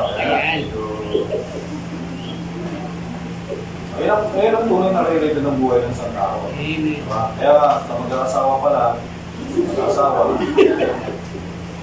sinasabi ko na sa inyo, mayroon pang buhay. Pero kung kayo naman ay nasa puno-puno kayo ng pagmamahalan, basta ang inyong pagsasama ay pinagsama ng pagmamahalan, pinagsama ng salita ng Diyos, sa looban ng Diyos. Walang bagay na malas o hindi maganda ang mangyayari sa inyo. Basta taslo na nagsasama kayo, na naglilingkod sa Diyos, at namamahalan kayo, ay malayo ang mararating nyo. No? Yun ang isang bagay doon mga kapatid. Kaya yun ang isang bagay. No? Pagka nakita maliit ang trabaho ni Mister, maliit ang kita, huwag kayong magmamalaki ng mga sister. No? Tatabaho lang ako, parang ito, kulang ganito. Hindi. Siguro, kailangan ko ng tumulong. Hindi mo nagdagan yung ating tumulong. Huwag tayo magmamalaki. Kasi ulo niya. Ulo niya ang iyong asawa. Basta once na nilapag mo ang iyong unang asawa, yan na. Nakatayo ka sa akin, pero kasama mo si Lord. No? Kaya nangyayari niya. Kasi bakit? Yan ang nangyayari. Kasi hindi ako naniniwala na ang isang tao naglilingkod ng tapat sa Diyos at nakatayo sa salita ng Panginoon. Hindi pwede hindi pagpapalain ng Diyos. Sinasabi ko nga, una, ang third na blessing, hindi yung mga bagay ng material. Ang una, ano yung mga pagpapala? Ang tunay na pagpapala, heavenly blessing. Ano yung heavenly blessing? Yung makauna, yung pag nalaman mo sa salita ng Diyos, ang biyaya ko ay sapat. Amen. Ano yun? Sabi, binigay ni Mister, binigay ng loves mo, binigay ng, ano ba yung tawag mo sa asawa niyo? Binigyan ka ng halimbawa. Binigyan ka ito. Magkakasya pa po sa loob sa linggo. Hindi dapat magsabi ng gano'n. Kasi alam mo naman kung anong mga anak buhay ng asawa mo eh. Kaya pag nanahin mo na lang, Panginoon, pagkasahin mo itong pagpapalang ito. Tapos kung hindi talaga kasya, okay na po, mag-usap tayo. Tumulong mo sa pamilya ito. Diba? Para madagdagan yung ating hinta. Madagdagan. Kasi nga, yung isang bagay na, ano yung unang blessing, nalaman mo. Kasi bakit? Kasi ang episode of blessing, yung ang biyaya niya sa pa. Ano yun? Yung isang pinakamatindi niya, yung kontento. Alam mo, kapag ang isang tao marunong kontento, yun yung blessing. Kaya, kasi ang tao kapag hindi na kontento, kahit malaking pera, maliit ng pera, hindi talaga kasya. Pero, mapinga may kasabihan, kung sa maliit na kumot, matuto mo na mamulungkot. Pag nagkaroon ka ng ipon, saka bumili na maraming kumot. Diba? Ibig sabihin, alam mo na habang maliit pa ang kita, pagsagaan niyo muna. Halimbawa, gano'n palang kita ng asawa mo, gusto mo na mag-ipon, bili tayo ng bahay. Pwede pa kaya, pag-ipon ng mga panahon. Pero pag talagang yung asawa mo ay sa tagal na ng company, nagdagan siya ng taon, at nagdagan ng ganito, lumalaki yung kanyang kita, so, sabi, patagdag naman patagdag yung inyong mga gastusin na. At dati ay 3 beses na kayo kumakain at merienda ngayon, mayroon ng pagkumananalian, mayroon na rin merienda. So, sabi, ito mo talaga pinapapalangan. Paano mararamdaman niya ng isang ministro? Oh. Kaya nga, ang sikreto niyan, kaya ano ang pastor? Gordon Bearer na yan. Ramdam ng isang manggagawa kung pinagpapala ang isang kapatiran. Kasi bakit? Paano malalaman? Sinabi ko na sa inyo ng marami. Kung gusto nyo, may pagkakaral about sa tithing offering. Pero pinapadaran ko lang. Diba? Pero ang sikreto niya ay ang pagbigay. Kasi pag binigay mo, doon nakikita ng isang manggagawa, talagang sustain yung blessing ng Panginoon sa kanila. Pero pag pinagkulang, nabawasan. Ano kaya nangyari? Mahali siguro ng kasakit. No? Mahali ng kasakit, mga 15 days, gano'n yan eh. Tapos patuloy na nagpipray ang manggagawa. Panginoon, patuloy mo pagpalain ang mga kapatid na to. Kasi nga, bakit? Yun isang bagay mga kapatid, no? Okay. Ngayon, sa Genesis 17. Okay, yun lang part ng pagkalagumpay. Okay, 17. Para mabilis na matapos. Mga ilan na lang, tatapusin na natin kasi may mga session naman ito. Okay, 17 verse 9. Ngayon, nung si Abraham ay malis na sa kanyang kamag-anak, wala na si Lot, wala na siyang pagdududa, wala na yung mga basta sa atin, wala na pagdududa. At pagkatapos, sa lahat ng ating paglalakbay, sa lahat ng ating mga nasasamsam, sa lahat ng ating mga anak buhay na kinikita, ay naging partner natin ng Diyos. Alam nyo kasi maganda sa negosyo, sa anak buhay, kung kapartnerin nyo ang Diyos, may proteksyon kasi ang inyong trabaho. May proteksyon ang inyong negosyo. Pero kung hindi nyo aalisin nyo ang Diyos sa inyong anak buhay, wala. Yun ang isang bagay na wala. Nasabihin niya, kung nangihinayang tayo, kung nangihinayang kayo magbigay, maliit na bagay lang yan kumpara sa blessing na binibigay ng Diyos, kung tutuusin. Kung nangihinayang tayo dyan, hindi mo alam, mas malaki ang nawawala. Kasi kung pag-aaralan natin yan, hindi naman mga bagay na iuhulog ito. Hindi naman sa isang tao ay napupunta. Sinasabi ko na, nag-aaralan na natin yung nakaraan. Pupunta rin yun sa mga magkakawa. Kung ako lang masusunod talaga, sabi ko nga, nais ko talaga sa lahat ng mga ginagamit ng Panginoon dito sa loob ng iglesia ay maabutan. Kung kahit mo lang sana, kaya naman bigay ko sila ng 50 pesos o 100, ano naman, di ba? Pero yun ang desire ko talaga na maabutan kasi lahat sila ay ginagamit eh.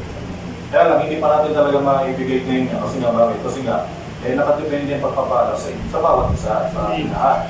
No, na makita natin ay yan ang isang bagay. Ngayon, matapos na si Abraham ay sa lahat ng kanyang pakikibaka ay sa lahat ng kanyang mga blessing na binigay niya sa kanya, naging kapatid niya ang 12. Ngayon, pagdating naman ng verse 9, sabi ito, ngayon, at sinabi pa ng Diyos kay Abraham, at tungkol sa iyo, ingatan mo ang aking tipan. Ingatan mo at ang iyong binhi pagkamatay mo sa buong kalahian nila. Ito ang aking tipan na iyong ingatan sa akin at sa inyo at ang inyong binhi pagkamatay mo, tutuliin ang bawat lalaki sa inyo. At kayo'y tutuliin sa laman ng inyong balat ang masama at ito yung magiging tipan, tanda ng aking tipan sa inyo. Ngayon, nang nangako ang Diyos, magpapalain kita, kinonfirm niya yan. Sabihin, pinatunayan niya yan. Nangako, ibig sabihin, nangako ako sa iyo. Paano ko patutunayan? O sabihin, binigyan kita ng isang tanda. Pag nasa iyo ang isang tanda, ay andyan ang pangako ko sa iyo. Lagi na yan. Bulag nananatili yan. Ano ang tanda? Sa panahon ni Abraham, literal. Ano yung literal? Pagtutuloy. Di ba? Yan ang literal sa panahon ni Abraham. Ngayon, tingnan muna natin sandali, yung Book of Romans. Sige, dito na siguro Acts chapter 51, 7:51. Tingnan natin, sa spiritual na kalagayan ay Gawa 7:51. Sabi nito, nangangaral si Esteban, sabi niya, kayong matitigas ang ulo at di tuli ang puso't mga tenga. Kayo'y lagi nasisilangsang sa Espiritu Santo. Kung ano ang ginagawa ng inyong mga magulang, ay gayon din naman ang inyong ginagawa. Sabi, ano yun? Sabi niya, hindi tuloy ang inyong puso at ang inyong mga tenga. O, tuloy ang pinag-uusapan. Ibig sabihin ng hindi tuloy, ay hindi natin tinatanggal yung mga bagay na hindi dapat sa ating buhay. Sabi, pag tuloy, tinatanggal yung mga laman. Ano yung laman? Mga gawa ng sanlibutan. Mga makamundong bagay. No? Hindi tayo nagtatrabaho para sa mundong ito. Tandaan natin, nag-aanap buhay tayo para makakain. Kasi hindi naman dapat nagtatrabaho ang tao dati sa panahon ni Adan at ni Eva. Hindi mo kailangan magtrabaho kasi bakit lahat ng bagay nandiyan na. Pero ang tao na magmahulog sa kasalanan, sabi ng Diyos, mula ngayon, dahil sa iyong ginawa, kakain ka sa iyong pawis at umahin mo ang lupa at bago kang makain. Doon ang simula naghanap buhay ng tao. Kaya kung gusto mong makain, sabihin mo, nakita, dumaka, sarap ng lilas scripture. Gusto mo? Buhay ka. Kung gusto mo nang mapadaka, gusto mo nang dyan, ang libre yan. Kailangan buhay ka. Para makakain ka. Kasi bakit lahat kasi ng bagay nandyan na, kailangan mo pagtrabahuan, di ba? Pagsikapan, no? Lahat ng bagay. Sabihin mo, kaya ganda ng cellphone. Hindi mo naman pwedeng kunin yung bawal. Paano gagawin mo? Pagkakapagawin ka. Kasi yan ang isang bagay na inuutos sa atin ng Panginoon. Kasi nga, dapat hindi naman talaga natin kailangan magtrabaho. Kaya lang, kung magtatrabaho tayo Lunes, hanggang Sabado, para lang kumain. Umikot ang buhay natin sa ganyan bagay mga kapatid. Para may pambayad tayo ng tubig, pambayad tayo ng kuryente, pambayad tayo, kung nangungupahan tayo ng bahay, kung naguhulugan tayo ng bahay, para may pambayad sa ating bahay. Pero nung araw, hindi natin kailangan yan. Pero ngayon, kailangan natin gawin.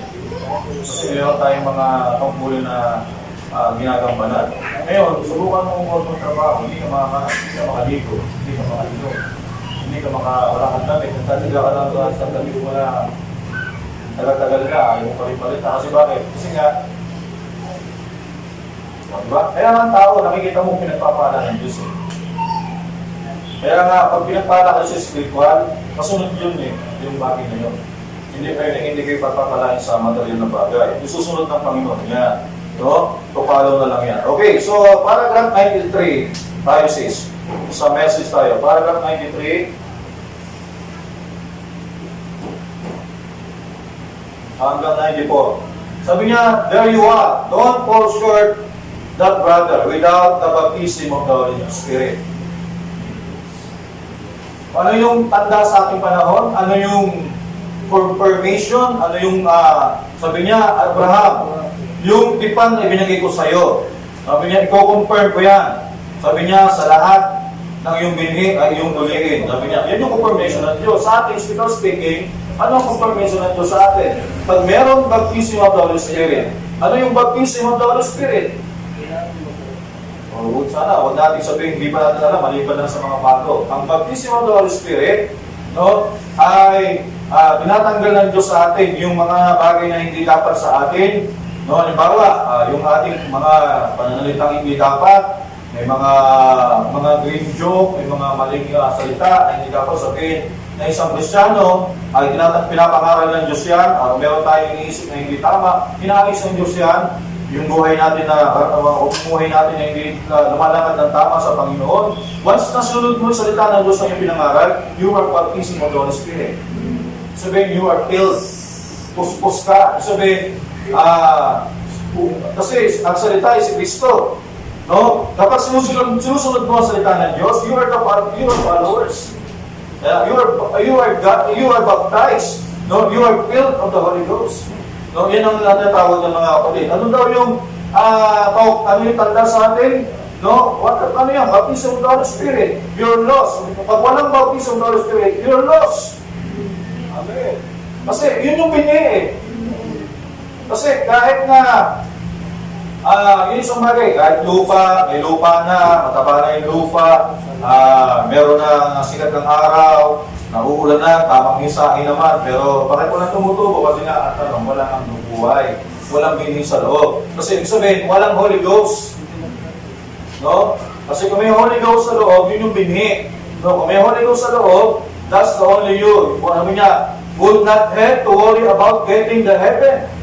No? If there's nothing in there, it's natural. Pure natural. Sabihin niya, kung wala naman niya sa loob, gusto mo, punta ko sa langit. Hindi ka naman pupunta sa langit kung wala Holy Spirit. Kasi ang pupunta ka sa langit, sa rapture, hindi na Holy Ghost.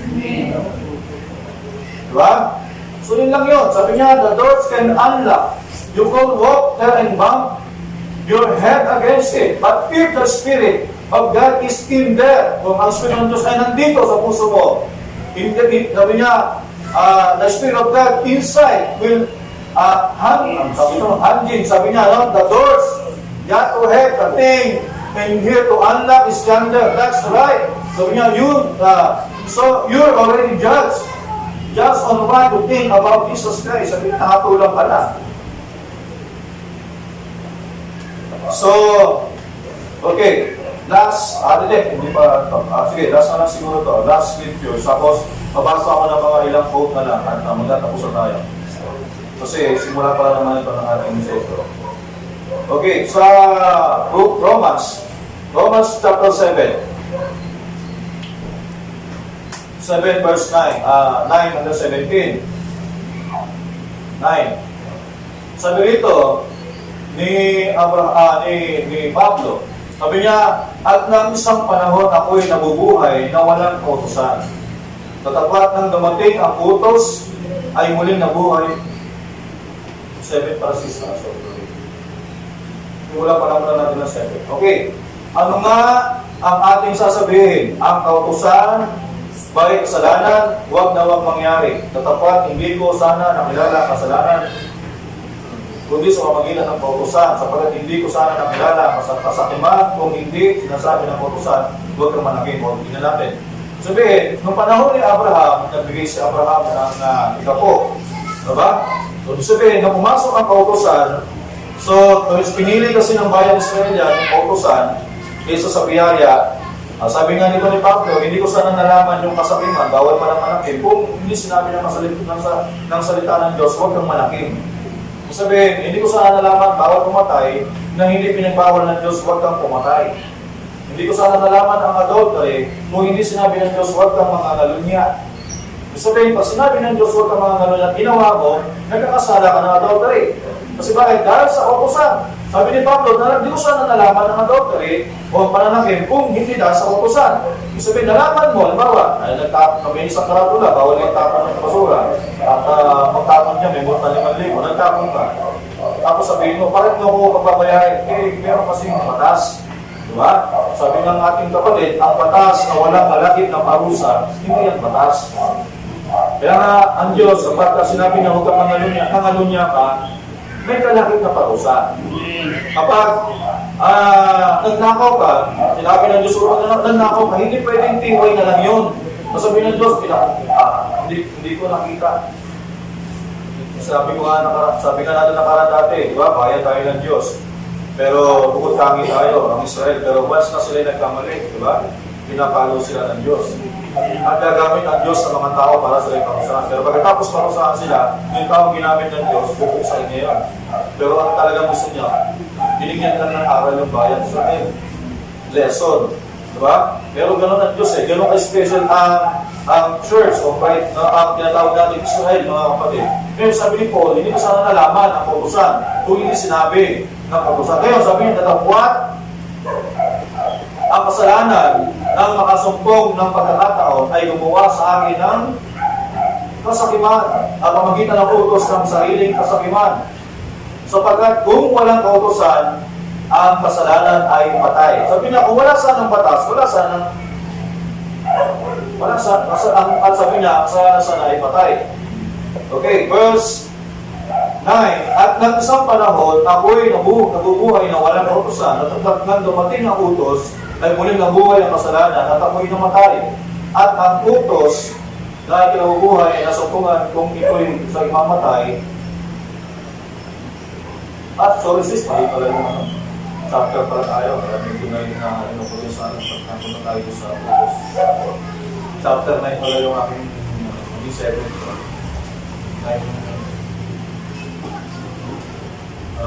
9:7. Sabi ko, hindi ako nakapunta sa nabasa ko, pero wala ko din sa gusto ko. Sabi nito, hindi sapagkat sila bini ni Abraham, ay mga anak silang lahat, kundi kay Isaac, natawagin na yung bini. Okay, nandun natin. Sabi dito, hindi lahat, may sinasabi sa talata, sabi ni Pablo, hindi lahat ng Israel ay Israel.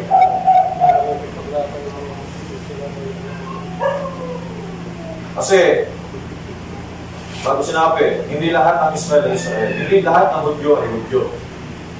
Tandaan natin, sabi dito, hindi lahat ay bini ni Abraham. Ilang pa anak ni Abraham? 10. Sa literal, ha? Pero hindi lahat yung Israel. Sino lang Israel? Si Isaac. Kasi sa kanya yung pangako eh. Siya yung anak na tinutukoy ng Panginoon Diyos na binhi ni Abraham. Pero pag binhi lahat ni Abraham, yung siya, doon sa literal, meron niya isa dyan, si Ismael, anak ni Abraham kay Agar. No, ang pinagmulan ng Islam. Diba? Kaya nga, ang pananampalataya ng Islam, anak din naman niya ni Abraham. Kaya tingnan niyo ang paniniwala ng Islam at saka ng Hudyo. Ang Hudyo naniniwala sa isang Diyos. Ang Islam naniniwala sa isang Diyos. Ang Islam naniniwala kay Kristo. Ang Muslim, ang Hudyo naniniwala kay Kristo. No? Ngayon, namatay si Kristo. Sa Muslim, hindi naniniwala na namatay si Kristo. Sa Hudyo, hindi na nila pininiwala si Kristo. Kahit mamatay pa yan o hindi namatay, walang problema sa kanila kasi hindi nga sila naniniwala kay Christ. Pero, sa pangatlo, sa Kristiyano, malaking bagay yung kamatayan. Kasi nga, sa atin, bilang tayo Kristiyano, nasave tayo dahil sa blood. Ngayon, sa pananampalataya ng Islam, hindi sila naniniwala sa redemption ng blood. Kasi sa kanila, ang turo nila, sa iba't ibang panahon may mensahe. May propeta. Kung tinanggap mo yung propeta sa iyong panahon at mensahe, naligtas ka. Kaya kung sino yung mensahe sa panahon, si Muhammad, yung mensahe si Muhammad, pag tinanggap mo si Muhammad, ligtas ka. Kasi nga, yun ang madalang diba? Kung sabihin, sa Kristiyano, hindi yun, diba? Sa atin kasi, ang pananaw natin, dahil sa dugo, at naging binigay tayo ni Kristo, ng Diyos, dahil sa Yeso Kristo, mga kapatid. Okay, tutuloy ko yung basa. Sabi niya, hindi daw lahat ng Hudyo, hindi lahat ng binhi ni Abraham ay silang lahat, kundi kay Isaac na tawagin ng iyong binhi. No? Sa makatuwid ay hindi mga anak sa laman ang mga anak ng Diyos, kundi ang mga anak ng pangako siyang inibilang na isang binhi. Sapagkat ito ang salita ng pangako ayon sa panahon ito'y paparito at paparito ako at magkakaroon si Sarah ng isang anak na lalaki, si Isaac. At hindi lamang gayon, kundi nang may pagdihin na si Rebecca sa pamamagitan ng isa, ito nga'y ang ating amang si Isaac. sapagkat ang mga anak ng hindi pa ipinapanganak ay hindi pa nagsisigawan ng anumang mabuti o masama upang ang layo ng Diyos ay mamalagi alinsunod sa pagkahirang na hindi sa mga gawa, kundi doon sa tumatawag. At sinabi na sa kanya, ang panganay ay maglilingkod sa bunso. Diba? Kay Esau at kay Jacob. Gaya na nasusulat, si Jacob ay inibig ko. Kapag si Esau ay aking pinapuotan. So, tininan mo, si Jacob na dapat ang kapuotan ng Diyos dahil si Jacob ay mandaraya. Kinuha niya yung kanyang pagkapanganay. Pero pag tininan mo ay, bago pa man nangyari yun, yung basbas ni Isaac doon kay Jacob, ay meron na talaga nangyari na binenta talaga ni Isaac yung kanyang pagkapanganay sa isang platong pinggan. Di ba? Bago nangyari yun. At tapos, ang tunay na basbas ng Diyos ay nung ipagbuno si Jacob doon sa anghel, at sabi niya, hindi kita bibitawan hanggang hindi mo ko pinagpapala. Kaya sabi niya, o sige, bitawan mo na pagpapalain ka. Mula ngayon, ang pangalan ng Jacob. Tatawagin ka ng Israel. O, diba? Kaya nga, sabi niya, ano nga ang ating sasabihin? Mayroon baga kaya kalikuan sa Diyos. Huwag nawang mangyari. Sabihin mo, may mali ba sa Diyos? Wala. Kasi sabi nga natin, pinili niya si Jacob. Nakita kasi na, pero nakita ng Diyos yung buhay ni Jacob na talagang magiging tapat sa Diyos. No? Kasi nung mabago yung kanyang pangalan, sabi, from Jacob to Isaac. Sabi, from unbeliever to believer. Diba? Naging mananampalataya. Sapagkat sinabi niya kay Moses, ako'y maaawa sa aking kinaawaan at ako'y mahabag sa aking kinahabagan. Ang Diyos, meron kinaawaan. Meron din siyang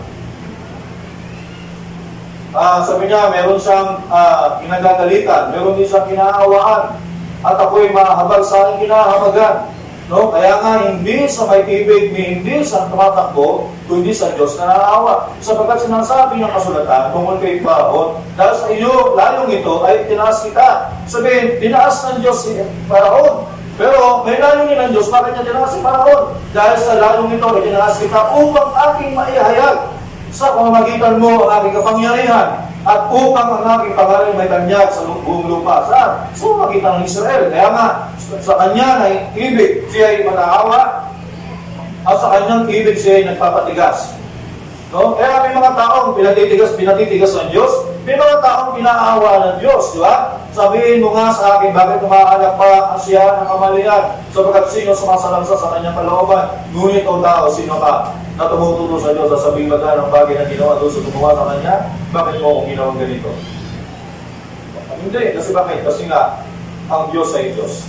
Ang tao, bago pa naging tao, kilala na ng Diyos ang tao. Kung pinili ka ng Diyos, wala ka pa, nakita na ng Diyos ang buhay mo before the foundation of the world. Sabihin mo, tatanggapin pa ba ako ng Diyos sa kabila ng napakarami kong kasalanan, sa napakarami kong ginawang mali? Kung pinili ka ng Diyos before the foundation of the world, yes. Diba? Patatawarin ka ng Diyos. Gaano man kadilim, gaano man dilim ang nakaraan mo, ang buhay mo, at ang makilala mo minsan ito, patatawarin ka ng Diyos. Hindi yan tinitingnan ng Diyos. Kasi nga, pagiging anak ng tao, hindi yan kung ikaw ay pinanganak. Sabi niya, tinignan ka ng Diyos before the foundation of the world. Kasi alam niya, kahit gaano ka kasama, gaano ka kasuway, pero alam niya sa araw, kapag narinig mo ang mensahe ng Diyos, tutok pa rin mo. At mamumuhay ka sa salita ng Diyos. So nakita niya, meron pa talagang pagmamahal sa akin. Pero pa talagang pagmamahal. Kaya sabi niya, ako'y naaawa sa aking naaawaan. Doon naman, ako naman ay nagagalit sa taong mga kinagagalitan. Kasi bakit? No? Kasi gano'n yun, mga kapatid. So, tingnan natin sis, dito na natapos sila para ilang quote na lang at tapusin ko na siguro at medyo mahaba pa ito. Part 1, pero okay na. Okay, sa paragraph 111. Mga tatlong quote na lang at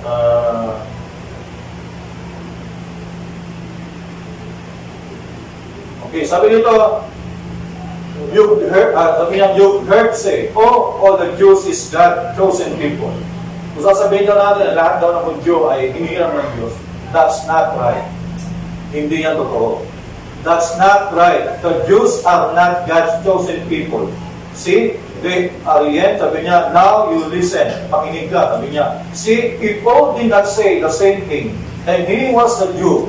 See, Abraham had 11 sons. Si Abraham ay mayroon ng isa pala. You know that, did not you? And they were all the seed of Abraham. Binila tayo Abraham yan. They was all the seed of Abraham. But in Isaac thy seed shall be called, not in the rest of them, not in Ismael, and not in the other 9 sons from the other, third wife he had. No, it was in Isaac was the seed called. Wait, I believe this is in the same chapter. Pagkita, who were Israelites to whom pertained an adoption and the glory of the covenant and giving the law and service in God and the promises. Now, he's talking. Pwede na tayo sa lalo tayo ng 14 para direct to the point na ako. Okay, 14. Sabi niya, that don't make them Israelites. Sabi niya, hindi lahat yun Israelite. Now what? What are you typing? Sabi, ano ba ang pagtitipo natin? Hindi lahat ng Kristiyano. Hindi lahat ng believer na anti-message believer, nasa anti-message believer ay anti-message believer. Diba? Sabi niya, what are you typing? Kasi ang mention natin Israel and the church type. Sabi niya, I am typing the church. All that confess Christ is not Christian. All that go to the church are not Christian. Hindi lahat na pupunta sa simbahan, Kristiyano. All Abraham's seed was not that had the promise, it was an elect. It was the promise, and the promise was foretold to Abraham, and the elect of God was ordained before the foundation of the world. See? Notice.